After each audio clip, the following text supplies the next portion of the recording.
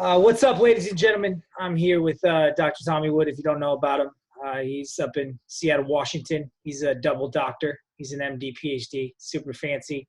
Uh, not only a colleague, but also a good friend. He's British, so I'm sure that you will enjoy his voice.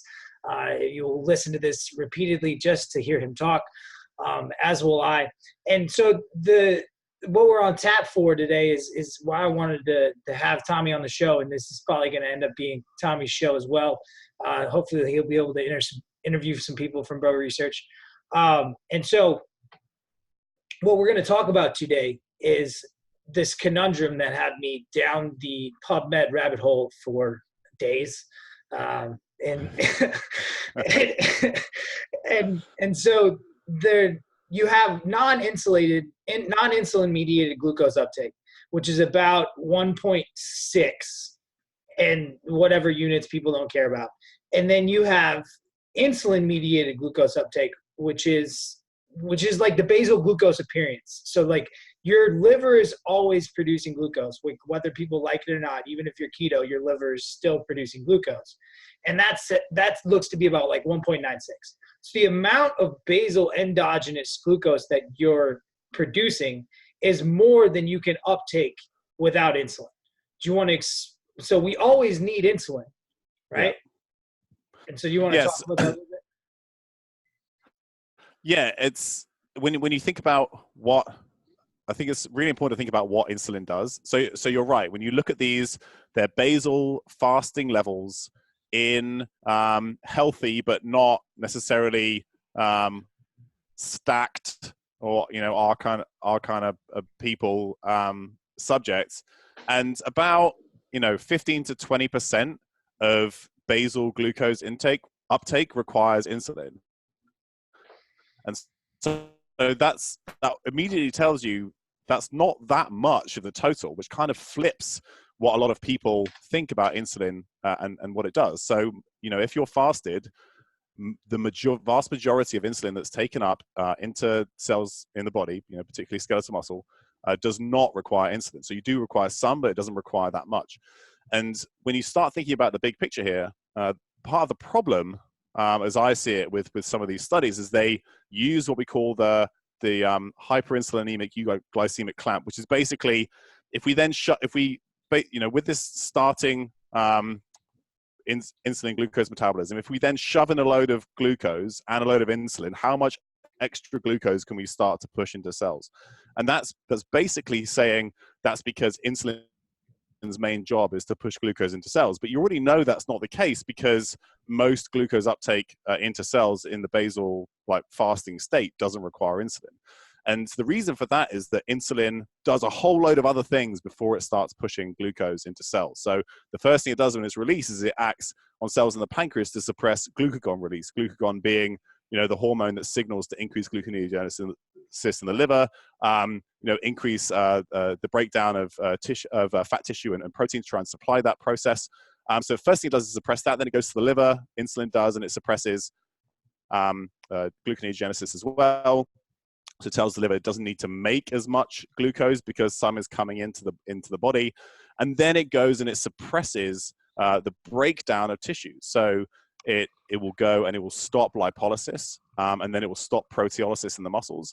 And that happens at about an order of magnitude, so 10 times less roughly than is required to start stimulating glucose uptake into cells. So insulin's main job is anti-catabolic, I call it, which is kind of like a bit of a weird term, but it's not anabolic. So people think of insulin as being anabolic.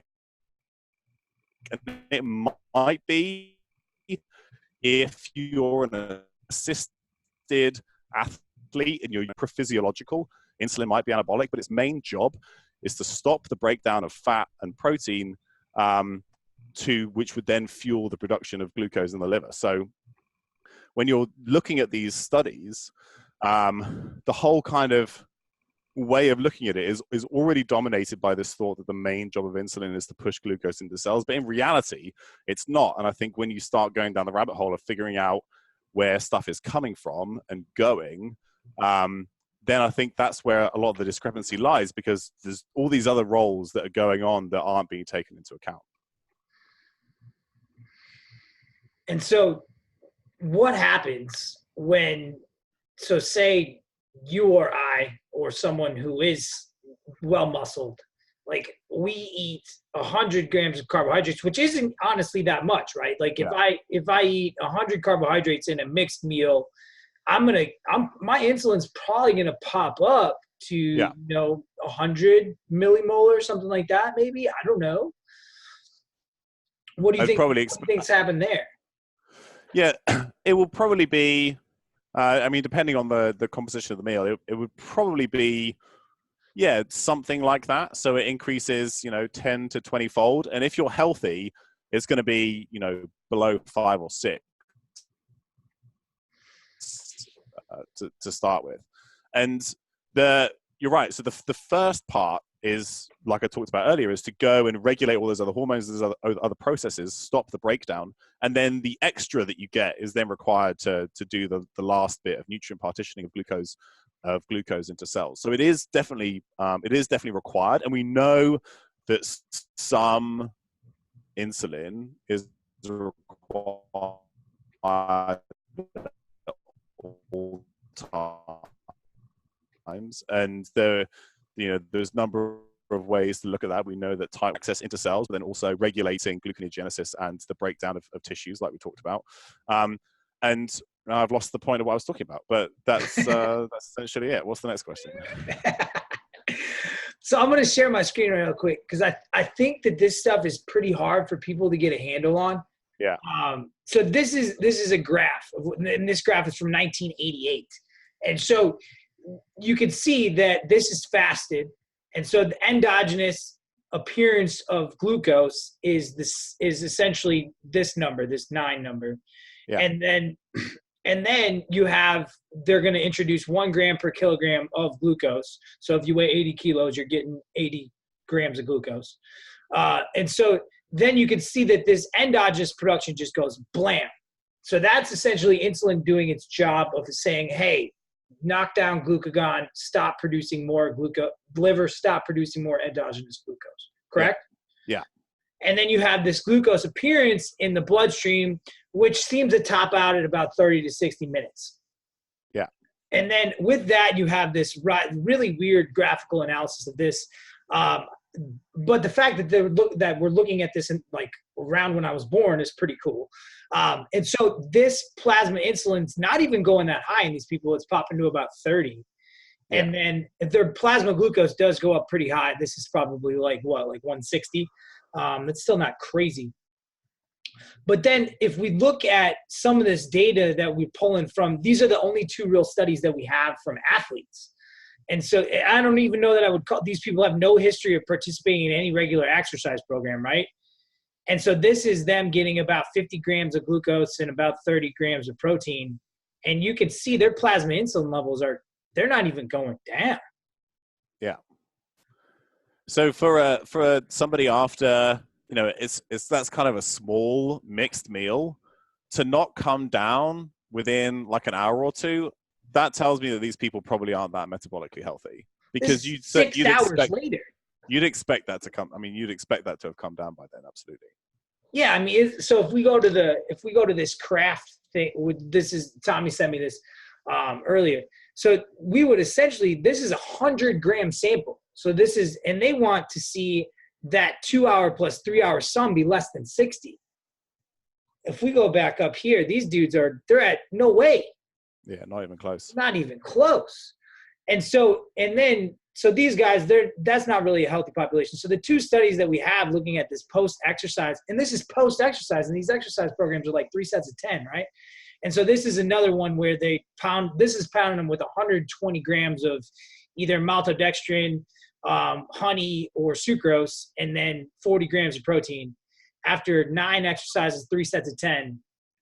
And they didn't give us body fat percentages on these people, but this is a little bit better. Yeah. A little bit better. So they pop in the stipulations for this study where they had to be training for a year. It was a male and female mix. So 120 grams of honey, like that's a lot of honey, especially for like a 50 kilo female. And so this is all average data. And here they're not even popping over 126 on a blood glucose. So these people seem a little bit more trained. But and then where are they at? They're back down. They're about 60 at 120. So what are you thinking with this? Yeah, this is much better and probably much closer to the population that we'd be thinking about. Large amounts of glucose disposal in large humans, well-trained humans, and there's and you can see the blood glucose responds really nicely. The peak isn't that high, and it comes down within an hour. That's definitely what I'd expect to see. And the insulin tail is kind of longer than expected, but if you look at where they're starting out, they're definitely under 10. So yeah, this is probably closer to the kind of response that we'd see in people with a good amount of muscle mass in the sort of post-exercise window. So this is kind of the big thing that came up for me is, are we worried about, so I got CGM data up the wazoo of guys who are staying between 90 even in 120 the whole day, and they're pounding 500 600 grams of carbohydrates. So their blood glucose is really between 5 and 6 almost the whole day if we're talking millimolar. But I have no idea what's happening with their insulin. Yeah.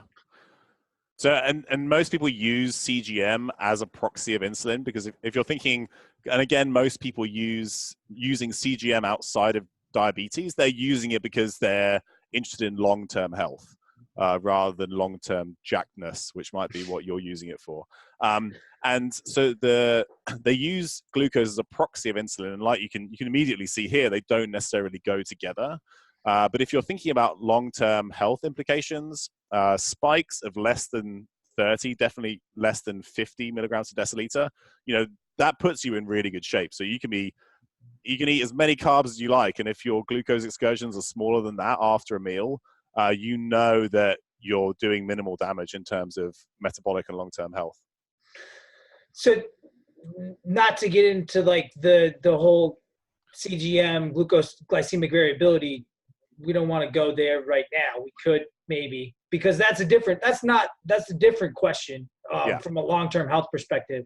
So if we already have these people who are extremely glucose regulated, like they're very metabolically flexible, they are already able to take copious amounts of glucose and take care of it with insulin, we're not necessarily worried about that insulin spike of probably around 100 every day, or like multiple times per day, most likely.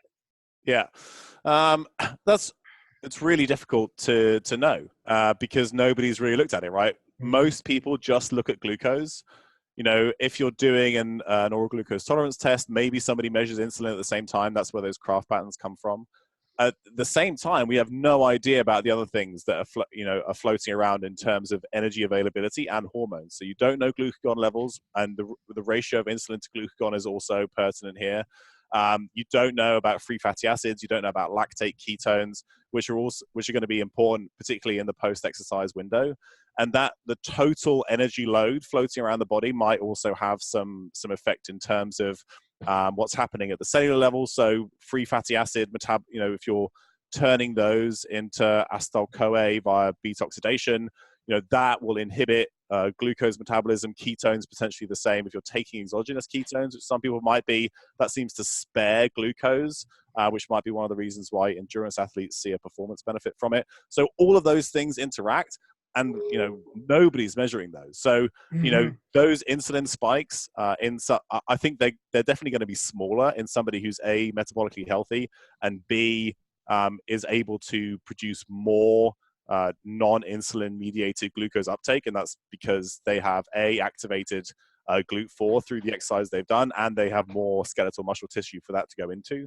Those insulin spikes are going to be smaller. So all of those things are mitigating the potential downstream effects, and hopefully we're going to look into some of the possibilities there, and I think you'll see smaller insulin spikes in people who are bigger and then have performed some kind of exercise, and that includes continuous movement throughout the day. It's not just the post-workout window where you've been in the gym.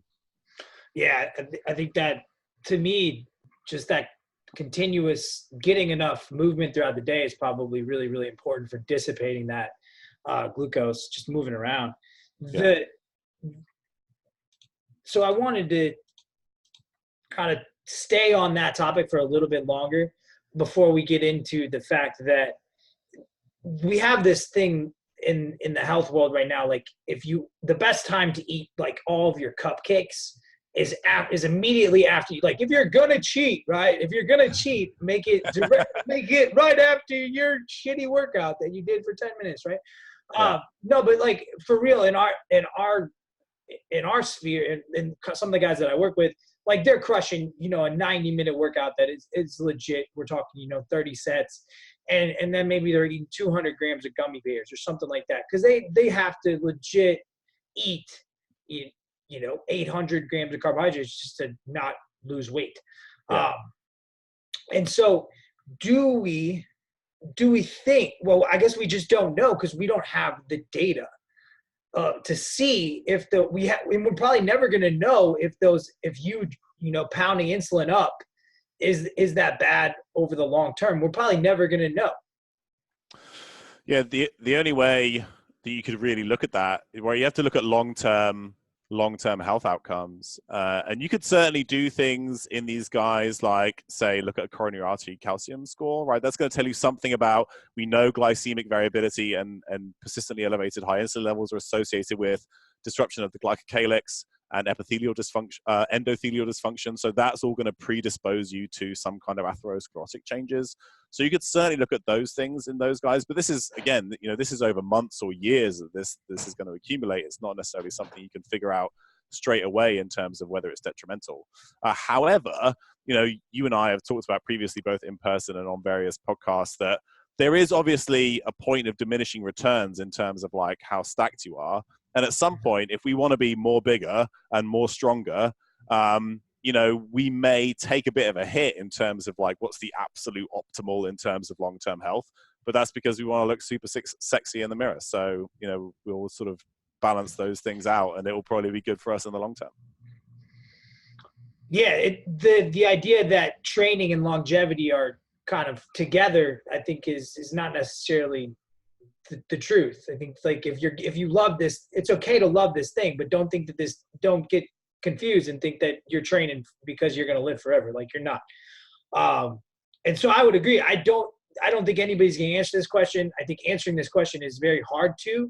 The thing that gets me is, most people, like, when we're bulking inside of like this evidence-based fitness culture, they're going to probably bulk you they're going to keep fats fairly low. I would say probably 80, 90 grams per day, somewhere maybe around 100, in comparison to when you're eating like 4,000 calories. It's not a lot. And then they're going to keep protein at, probably 1.8, 2.0 grams per kilogram. And then they're going to pick up the rest from carbohydrates. Yeah. And the thought process there being, it's going to be harder to turn carbohydrates into fat than fat into fat. And we're probably talking percentage points there, but that's the play. And I think that play is maybe not the best idea. What's your take on that?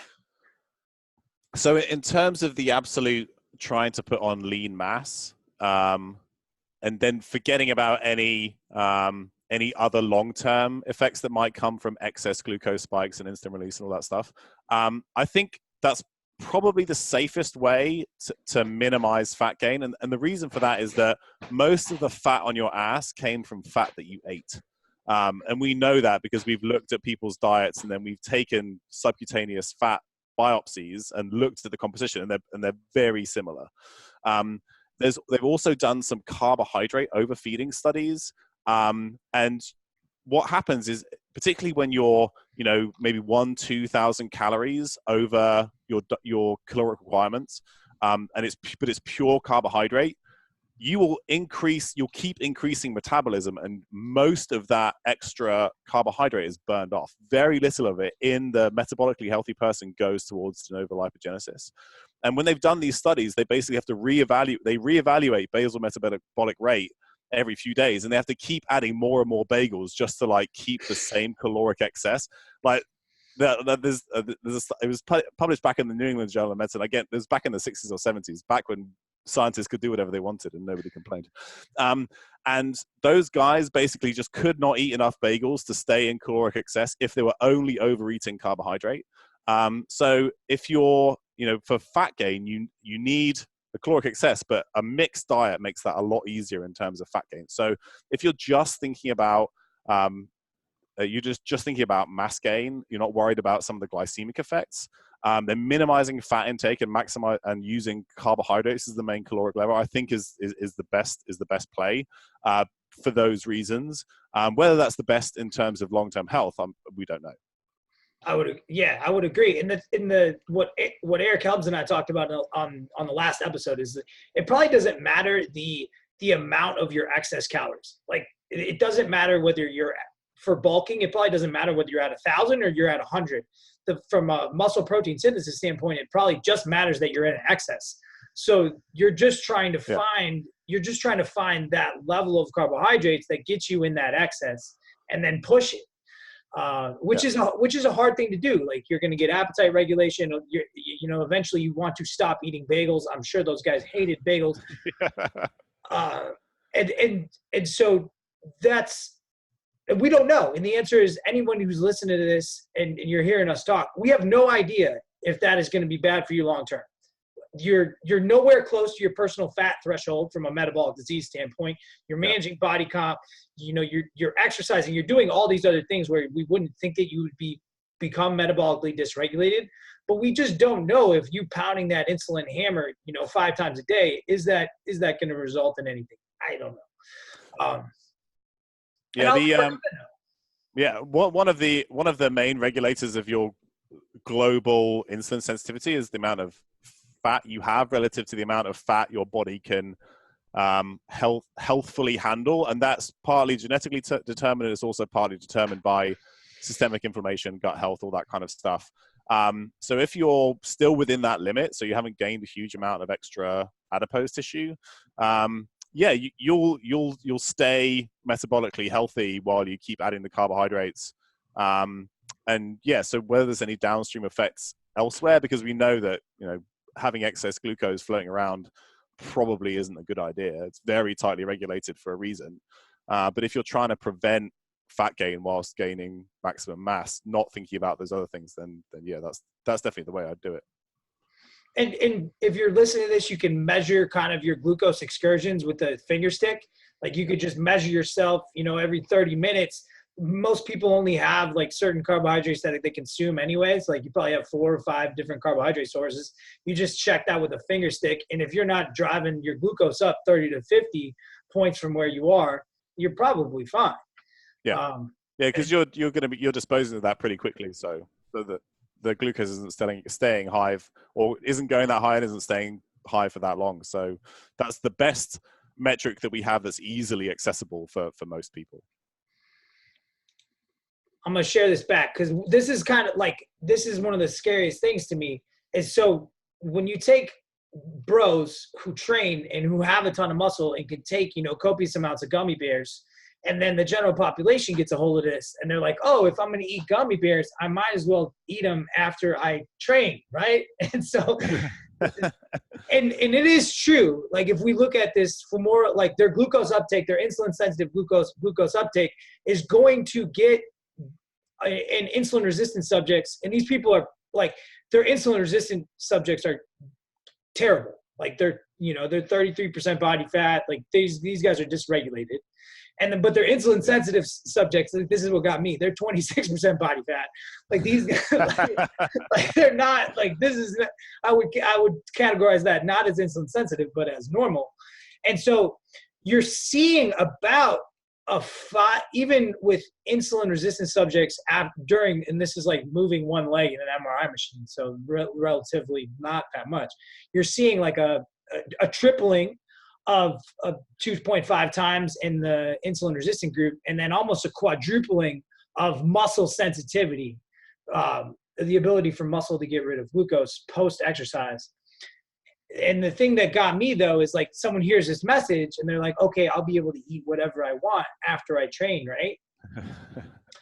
And then you look at these people who weren't even diabetic. These are people with pre-diabetes. And you look at what happens when they do a 75-gram oral glucose tolerance test after training, and it's terrible. Yeah, like glucose doesn't come down, insulin doesn't come down. Actually, I would say if you're somebody who's trying to get away with gummy bears, as somebody who's not in great shape, I do it the other way around. I'd eat my gummy bears and then I go for a walk, because there's some good data on postprandial walking in people with type 2 diabetes dramatically reduces postprandial glucose excursion. So I don't earn the gummy bears first, eat the gummy bears, and then go for a walk. don't get caught up in your computer and then not go for a walk. But so these guys are pretty metabolically deranged. You're talking 40% body fat, HbA1c. Their HbA1c still aren't that bad, only 5.7. So they're just pre-diabetic. And this is 75 grams after. This is crazy. After either doing high intensity endurance exercise or moderate intensity endurance exercise, calibrated for 200 kcals. And you can see, like, these guys are pre-diabetic by definition, so their fasting is about 99 or whatever it is. And then this is over 2 hours. They're still not coming down. Yeah. And the thing that got me on this paper was their conclusion was exercise is so helpful. I'm like, really? It's so helpful? Like, these guys are still fucked. Like, this is still terrible. So what this tells me is that if you're pre-diabetic, just stay away from large doses of pure sugar like that, right? I mean, that's got to be one of the main takeaways.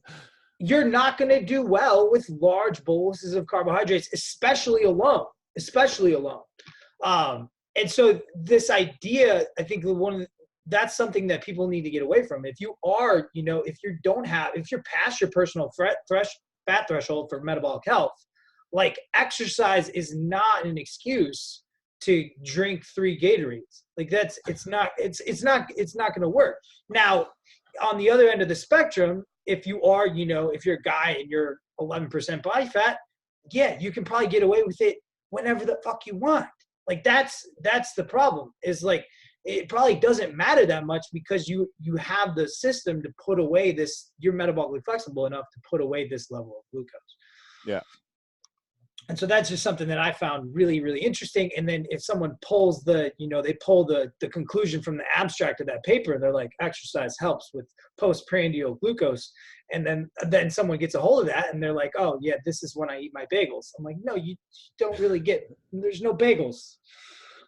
There was this there was the famous quote, I think, from Charles Poliquin, rest in peace, who he said all of his athletes had to earn their carbohydrates, and he was like, some of them, I can't remember what he used, but it was like, get as many gummy bears as they want, and some of them get 2 licks of a date every 6 months, and that's basically, you've got to know where you are on that spectrum in terms of how you respond to carbohydrates. And the best way is to test yourself, figure it out, and then you can sort of iterate as you go. Yeah. So if you don't agree with us and you really, want to pound 3 Gatorades after you walked on the treadmill, just test yourself. The data won't lie. Just, finger prick yourself every 30 minutes and see how high you get, see how high you ding the carnival hammer. And you probably don't want to go above 140. You probably really, really don't want to go above 180. That's when you start spewing glucose into your urine. Oh yeah, definitely. But let's just say, if you can stay under 140, maybe you can have a sip of Gatorade. I don't know. And I think the other thing that we need to talk about with this whole insulin story, is there's this idea that insulin is anabolic. But I think I love that you said that insulin is just more anti-catabolic, because that's what we found. It doesn't really it's not going to augment muscle protein synthesis once you get above 30. And then it's not going to matter. And then you got to go crazy high. We're talking I think 7,000 pharmacological levels of insulin to drive more muscle protein synthesis. Yeah, exactly. And so this is a cool paper. I think it's from 2010. And so this is just doing the same thing, but looking at glucose responses at 40 grams of different protein sources. And so you're gonna see if we only got to get above 30 on an insulin measurement to kind of maximize our muscle protein synthesis response, we can see that whey is going to do that pretty easily. And then also probably any kind of meat is going to get up there pretty easily in terms of basal insulin responses. And so that leads us to the next question is like, if you have ice cream, this is probably going to go even, this is probably additive. Yeah. Yeah, so well, you don't have much protein in ice cream unless it's Halo Top or whatever, like some kind of protein ice cream. Ice cream. But yeah, so the fat seems to augment some of the insulin response to carbohydrates, or at least keep it at a sustained level. But what do you mean by that? So it keeps the glucose more level on the curve, or the insulin more? It keeps insulin higher for slightly longer with the same amount of. So you've dramatically increased the number of calories that come with it. So the insulin doesn't increase that much, but you have a longer tail to the curve. But like you said, you only need basically a single spike, and it can come back down. Just like you have the refractory period of muscle protein synthesis, right? That's kind of where we are currently. So it's better to do this 3 or 4 times a day rather than continuously. So you don't need a prolonged spike. You just need it to come up enough to suppress breakdown, and then you're going to be getting near maximal muscle protein synthesis with just small doses of insulin, and then protein tailored to body weight. Was it 0.05 grams per kilo per meal for your yeah 0.4? I think 0.4 grams per kilo. You do 4, you're going to be at 1.6. 0.5 would do the same thing. Yeah. The interesting thing to me from the protein insulins, the general population would probably do really, really well with just eating protein after they train. Yeah. Like that's the play, because you're gonna maximize muscle protein synthesis. You don't need to recover glycogen because you're probably not training multiple times per day. So that's the only time that would matter. So there's really no reason for you to be putting carbohydrates in at that point in time. Just put them in with a meal when you're probably going to have a better glycemic response, because you're going to have other macronutrients. You're going to have fiber to dissipate it. And then if you're metabolically healthy and you're just trying to get jacked, you probably use that window to just get in. Because the problem is, if you're a weight loss client, it's a difficult problem, right? Weight loss client, it's not easy. It's hard to do long term. And you got to eat less calories consistently over time, which is difficult. But if you want to gain muscle, just as difficult is you have to eat consistently too many calories over time. And people don't appreciate that is also really, really difficult. Yeah. And so that post-workout time then is, if you are 4 times more insulin sensitive, it is potentially the time to ban carbohydrates the hardest to get them in. If you got to get 600, 700 grams of carbohydrates in, that's probably the time to get 150 of them in. Would you agree? Yeah. But most of it, I mean, the most important thing is that you're just getting the total calories in, right? And then you may be slightly protected by the fact that you're in the post-exercise window in terms of glucose excursion. But in that scenario, you need optimally a long feeding window. And you're just going to need 3, 4, 5 decent-sized caloric events, and one of those is going to be post-workout. That's going to be a good opportunity to get in enough calories so that you remain in caloric excess. Yeah. So what you're saying there, Dr. Wood, is that someone who's trying to gain, they probably shouldn't intermittent fast and try to be paleo. Absolutely. I've seen a lot of CrossFitters and obstacle course races. So they're kind of partly endurance, but there's also a strength component, right? Who intermittent fast and they're low carb. And it just doesn't go too well. And it is worth saying that being on a mixed diet does seem to decrease the protein requirements to maintain muscle mass, right? So carbohydrates are partly protective of muscle mass because that insulin is anti-catabolic. So if you are, for some reason, trying to gain mass on a ketogenic diet or a low carb diet, which it's not impossible, it's certainly possible, then you're probably going to need higher protein compared to than if you're on a mixed diet.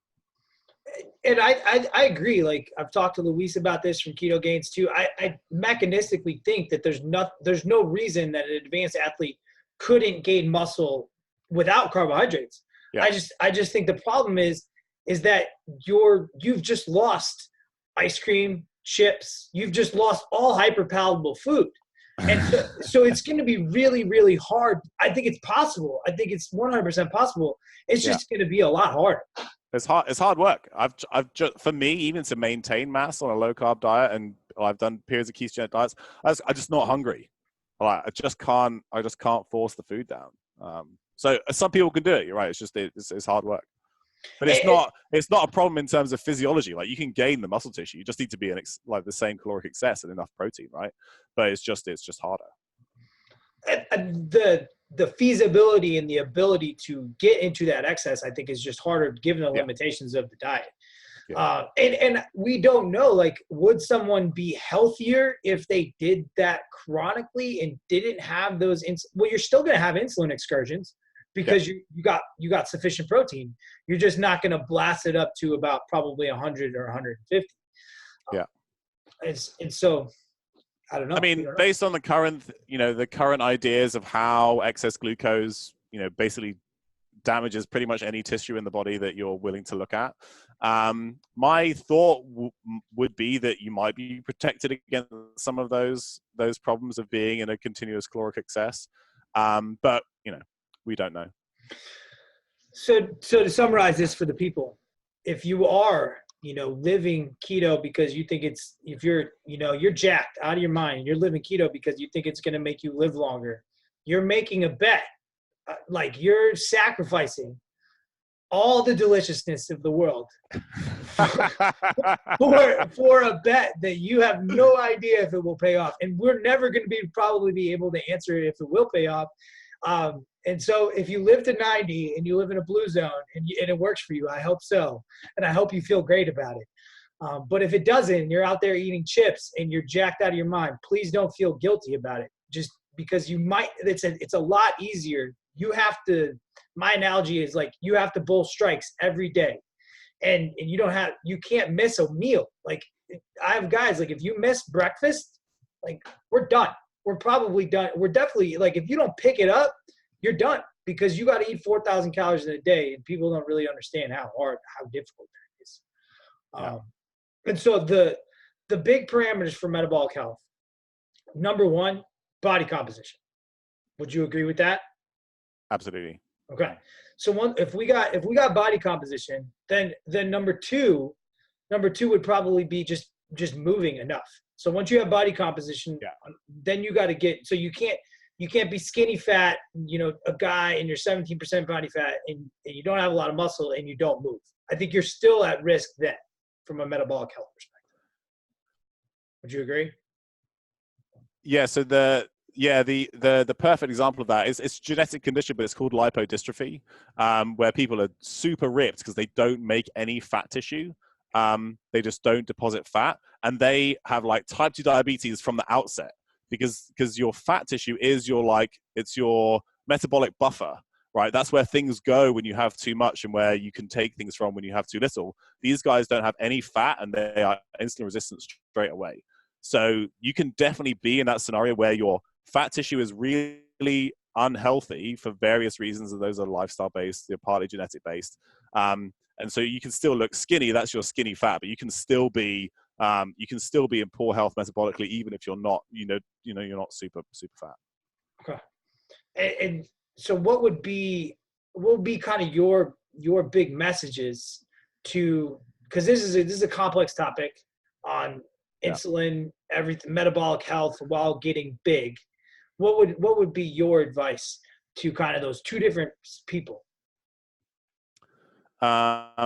So one being people who are just trying to maintain normal health and maintain like good metabolic health. Is that what? Yeah, the average first group. Yeah, the average person who is listening to this podcast and they think I'm weird and they're after the minimum effective dose, which I think is a 100% viable. I'm behind that. Like, that is a smart thing to do. What I'm doing is incredibly stupid, right? Yeah. So they're going to train twice a week. They want to spend time with their kids. They have other hobbies, and they just want to get the most for the least. Yeah. So then those people are going to need to move frequently throughout the day, and it's just like walking. Take the stairs, right? It only needs to be 20 or 30 minutes a day. It makes a huge difference. Sleep. They need to get 7 to 9 hours of sleep, and have some kind of stress mitigation practice, whatever, and then minimize refined carbohydrates. So if you want to, we're talking about glucose excursions and insulin excursions. Refined carbohydrates are by far your worst enemy there. And then if you want to go one beyond that, then I'd say refined fats and oils could like make that a lot worse. But that's the main things. Like, if you do all of those things, that's your Pareto principle, right? Your 80-20 rule. That's going to get you by far most of the way to long-term health. Right. And if people do want to, if those people are out to eat, know that if you do have a cupcake or something, it's not going to kill you. It's just like, you probably haven't built up the capacity to live your life on cupcakes. Yeah. Which leads us to the second population. So people who want to get maximum, like, more bigger and more stronger as much as possible. So then all the other stuff still applies, right? Sleep is important, stress is important. Like, obviously your training frequency and programming become even more important. Then you need to be in a caloric excess. I think what we talked about earlier was the fact that if you are trying to do that whilst minimizing fat gain, then probably having carbohydrates as your main energy source is the safest in terms of minimizing the amount of fat that you deposit. And they're like keeping fat grams, basically what you said, is basically like a gram per kilo per day, something like that. And then if you have some eye on long-term health, this is kind of like the big if, is that can you do that with by going the other way, reducing carbohydrates, increasing protein, and then making fat your main energy source. And guys like Luis from Keto Gains are definitely leading the way there and showing that it's possible. Whether that improves long-term health, because you've already built this great buffer of having good body composition and good muscle tissue, and you're taking care of the other lifestyle stuff like sleep and stress, we don't know. That's kind of a maybe, right? Well, maybe one day we'll figure it out, but we're certainly not there yet. So I would say that if you're playing that game, if you're hammering the carbohydrate game, just make sure that you're probably staying under 140. And I think that because a lot of people, there's naive realism is a thing. Like, we think we're always going to think we're more jacked than we are. We're always going to think that we're more insulin sensitive than we are. And more special. Yeah, we're always going to think that type of stuff. It's never going to be our fault. And so just check yourself with data. And I think that the data that we do have on this stuff is in pretty untrained populations. Like, yes, they're trained for a year, right? So one of the things that I think that we want to do in the future, and it's not that hard of a study. Like, these are acute trials. Like, these are, so yeah. I would say that we're going to have this done inside of a year, is have guys who have an FMI over 23 or 24, they're well muscled, been training for a decade. And, let's see what happens when we hammer them with 40 grams of protein and 120 grams of carbohydrates.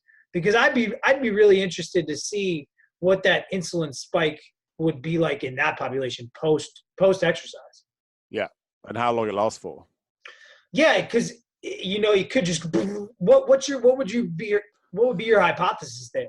So my hypothesis is that because those people will have a larger potential amount of non-insulin mediated glucose uptake, they will have a smaller insulin spike to begin with, and it should come down more rapidly. What you'd want to do is maybe compare them to people of a similar weight who don't have the same body composition, right? Who are maybe an average amount of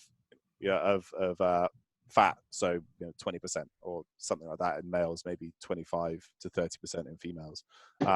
that would maybe give you a benchmark in terms of how much that extra muscle tissue is improving things. Got it. I would think about that. I'm thinking about this on the fly, but that would potentially support that hypothesis to an extent. Yeah, and so my idea was, let's just talk study design on this in front of everyone, which is fun. So my idea was, you have them, you test that population when fasting. So not training. Just see what happens when you pound them with 40 grams of carbohydrate or 40 grams of protein, 120 grams of carbs, whatever it is. Do you think that we should, if not really a matter of if, but when we run this study, do you think we should go like grams per kilogram, or should we just go with like, doesn't matter who it is, you're all getting 120 grams?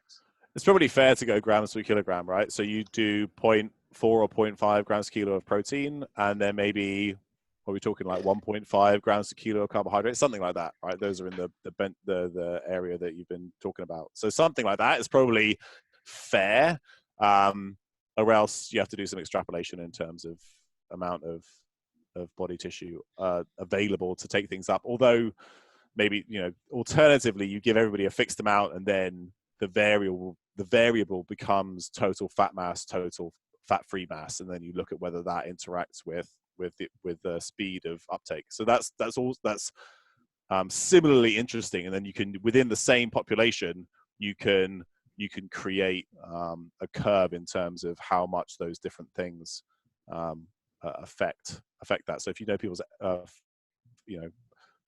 fat-free mass and fat mass, and you know their body mass, and you know roughly how much of each there is to dispose into. So maybe even within the trained population, you can see how much differing amount of fat tissue or muscle tissue would affect from a fixed dose. So maybe a fixed dose is more interesting. This is why talking study design while people are listening is interesting.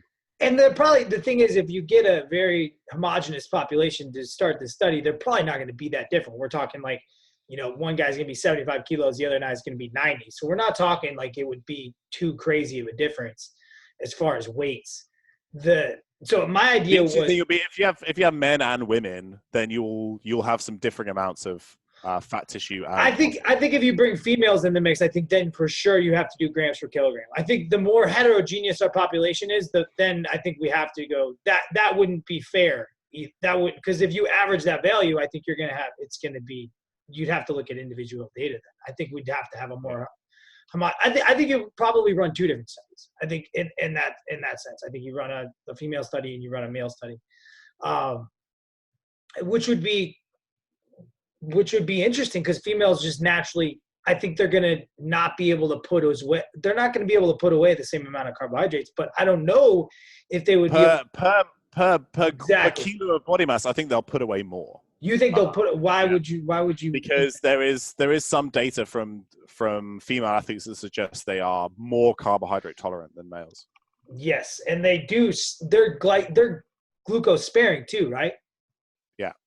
So when it comes to most things in terms of ability to gain strength, mass, number of repetitions that they can perform at a given percentages of one rep max, amount of carbohydrate and stuff they can tolerate, like, women are just better than men for most of those things. Once you adjust for things like absolute body mass or body size. Yeah, because they have to carry more body fat just because they're females. Yeah. That'd be so. I think if you even equate it per kilogram of fat, if we want to get a heterogeneous jacked population, you do it per gram, like per kilo of muscle mass. Yeah. And then you do it that way.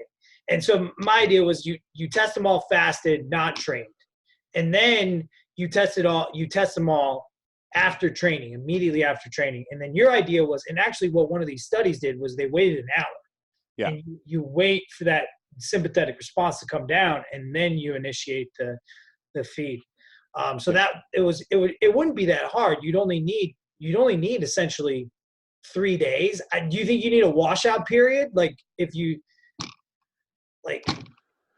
No, I mean, if you had enough people, you'd just change the order right? So some people do fasted on the first day, some people do immediately post exercise on the second day, and then delayed on the third day, and then you mix up the order, so you remove the order, the order effect.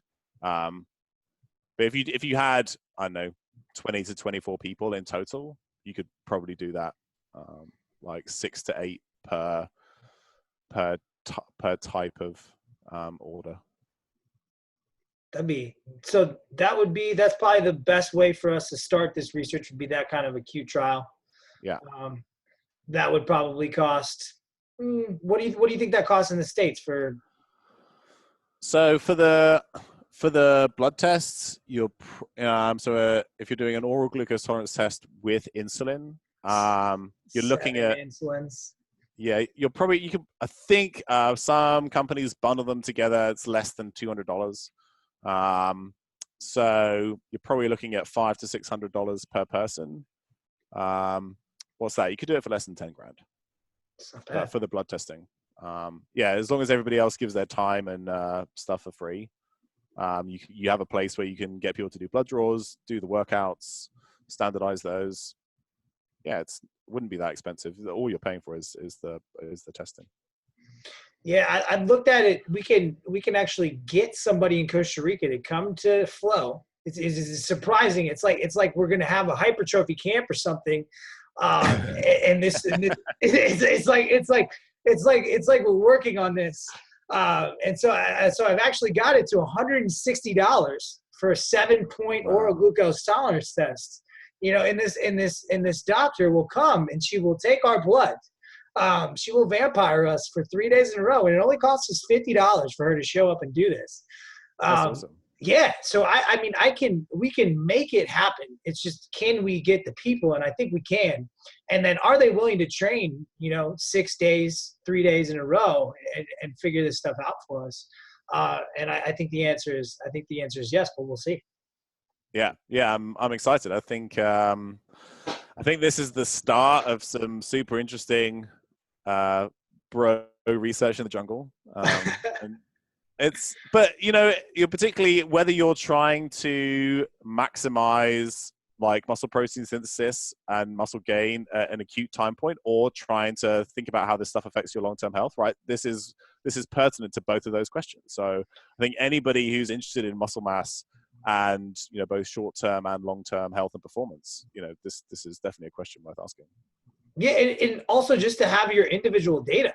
You see, okay, when when it's an off day, I don't get 150 grams of gummy bears because I'm pissing sugar, right? Yeah. But when I'm running 30 sets to failure, I can eat whatever I want, but maybe that's not true either. So just seeing your own individual data, and I know seeing the CGM data for me was really interesting. Like when I'm stressed, I got to clean it up. It's really it's super interesting to see some of that data and just be able to apply it. And so where do you put your CGM probe? Back of the tricep. Does it interfere with any of the stuff in the gym? So let's talk about if people do want to do types of CGM stuff, because I've done a ton of it. You have to be really, really careful with because CGM is not looking at blood. It's looking at interstitial fluid. So you're gonna have a lag time, and then you need to understand that these things are designed for diabetics. They are extremely imprecise and extremely inaccurate inside of normal ranges. This tech is only after two things. It's only after looking at you going way too high or you going deathly low. That's what it's geared towards. So you're essentially just looking for trends. And what we've been able to pick up is, we had this guy who he was eating rice cakes after he trained, and he was popping over 200, but he would eat that same amount of carbohydrates and rice with a meal, and he would be fine. He just couldn't have carbohydrates alone. And so the other thing for me, you'll start to see you can even play with it. We've had guys, have 7 try, because the Zevi studies showed us that different types of carbohydrates or react differently with different people. So you can you can standardize it, and you can have, this day I ate 75 grams of sweet potato. This game, standardize it by carbohydrate, but then change the source and see what source works best for you. Yeah. And probably, honestly, if you're jacked, it's not going to matter inside of a meal. It's just kind of when you're eating those carbohydrates alone. I had a guy eat only ice cream, like the entire day. He ate only ice cream, never went over 120. Never. Never. That's amazing. He ate 4,000 calories probably of ice cream. It was nonsense. But because it's a mixed, it essentially has fat and protein and carbohydrates. So his insulin may have been so high. So high. He was so anabolic. If you've been listening to this whole podcast, you know that's not true. That was a joke. So that the other thing with CGMs is you implant them, and they got a really cool one that sticks in. I think that it's gonna take a surgical incision. I don't know if this one's like a 90-day one, so it's going to go under the skin. The problem with a lot of the CGMs, like the Freestyle Libre Pro right now, is like Pat Davidson. He sweat his off in 8 hours.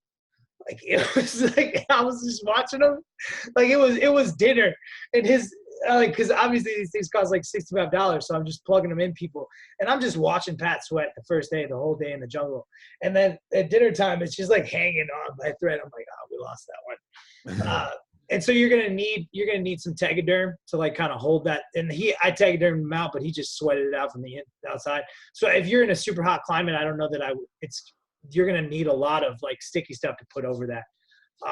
But I honestly, like, do I think it's worthwhile data for if you're very neurotic? I don't know. I don't know if it's a good idea. I would say, like, if you're not popping over 140, we probably don't have a problem. And so I've seen a lot of people get the population that this does seem to work really, really well in, and the evidence is really, really high, is for type 2 diabetics. Like, they do really well seeing this type of data. Like, look, you popped over 300 and you stared at a lollipop for 20 minutes. Let's not do that. So I just don't, like, for the average, if you're a physically active person, I don't know that data is going to add a lot of substance to what you're doing. And if it does, it's probably a key that you're not as healthy as you think you are, which could be helpful. But if it's going to lead to neuroses, I would say if you're under 120 for sure, like if you're just staying between 80 and 120 all day long and you're eating whatever you want, then we don't have a problem for sure. And then it's kind of like, if you want to gain, then I think you get to play this carbohydrate card without any kind of guilt. Yeah, I'd start by just doing get a standard $20 glucometer from the pharmacy. Test yourself 30, 60, 120 minutes after meals, like you said, with different carbohydrates. That's probably enough for most people. When people get into the CG, so that's more accurate. Yeah, and the different CGMs are differently accurate. So the Freestyle Libre tends to underestimate glucose. The Dexcom G6 is pretty good if you can get a hold of it. That's like 2 Gs though. No, it depends on your doctor and your insurance company. It can be a lot cheaper than that. It can be a few $100. But then you get into things that we know spike glucose, but we also know are beneficial in the long term, like high intensity exercise. So if you go sprinting, or you do it, you do some high rep, or hard work in the gym, that your glucose is going to spike because of the sympathetic response. But we also know that long term it's going to be better for blood sugar control. It's going to be better for longevity and health. So you end up worrying about things that are beneficial just because they cause a blood glucose spike. So not everything that spikes glucose, is a bad thing. So I would focus on the postprandial window for most people rather than worrying about the CGM. It's a lot cheaper, and in the States, it's a pain to get them too. So I would say the finger, you can just go to Walgreens right now and finger stick yourself after a meal. Like, yeah, you got to blood sport your finger. If you do that, I've done this so many times. You want to use the side of your dominant hand, like the side of your finger on your dominant hand, because your dominant hand gets more blood flow. It'll be pretty easy. And I think that's worthwhile data to get for people. Just don't be weird. Don't be weird. Like that's a good motto for life. Or do be weird, Ben. It's done wonders for you. So yeah. Like hierarchy of needs. If someone's not gaining, the first thing I'm looking at is effort in the gym, effort and intent. Then if they're still not gaining, the next thing I'm looking at is what is your total volume? Like, are you even close to what we need to see gains? Then the next thing I'm looking at is I'm looking at total macros, nutrition, sleep type stuff. And then and only then would I start going down these types of windows. Yeah. If you're doing 2 sets of, squats a week and you got 185 pounds in the bar and you're going for 4 reps, like it depends on who you are, but I would make the assumption that the effort's probably not there. So that's just how I think about things. We could probably talk for a really, really long time. And we will. Yeah. In fact, we do. Just you don't have to listen to us. So where can people find more about you, Tommy?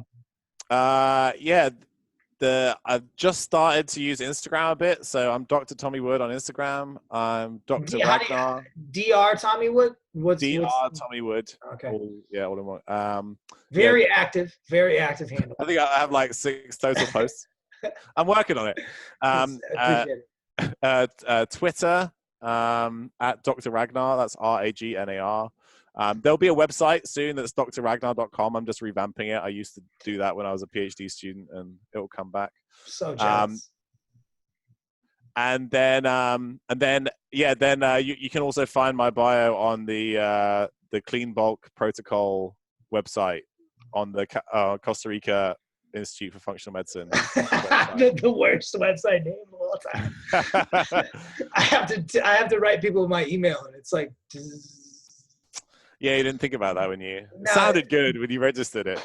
It's all good. It's Google optimized.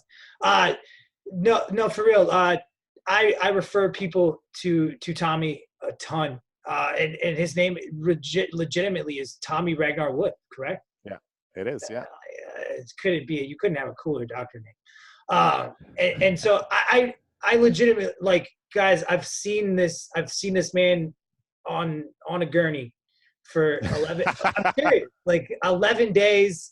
And I have, this is not said lightly, like so much respect for not only the level of knowledge and the outlook that he has and how he goes about the processes of his life, but also his resilience as a human being. Like, I just have I've learned a ton from you getting bit by a snake. Seriously, like it was probably this year, that event was the most growth that I've probably felt in my life, just watching you and how you dance through that, man. So just want to let you know that I appreciate you, and I'm really excited for the opportunity to answer some of these bro questions.